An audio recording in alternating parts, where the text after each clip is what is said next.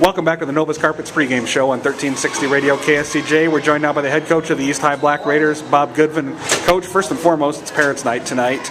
You're a parent of an athlete. You've seen this going through coaching for 30 years. There's something special about parents of student athletes. Well, whenever you have good kids, and we have great kids, and that's just a reflection on the parents and the way they're raised. And my hat's off to all the Black Raider parents. Seems weird that we're talking here. It's the last home game of the season, but the season's winding down here. This team has had its ups and downs during the season, but what kind of identity do you think it's established? Well, I think one of the things we're developing is that we compete and we play hard. We aren't the most talented as we've been in the past, but we do play hard and we do compete. So I think that's our greatest accomplishment. As you're looking ahead to tonight's game, you've got Des Moines North coming in.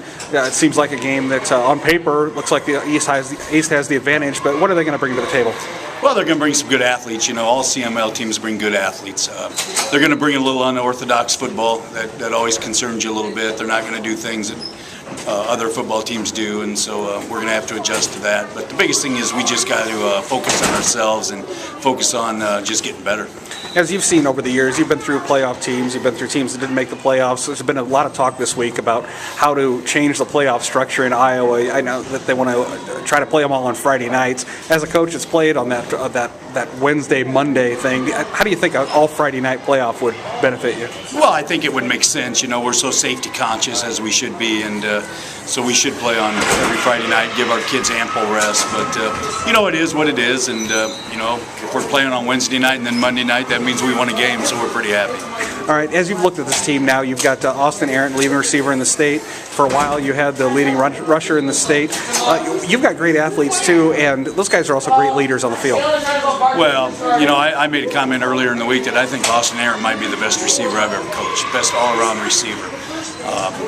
He's a great blocker when he doesn't have the ball, and I knock on wood, I haven't seen him drop a ball, and he makes yards after the catch.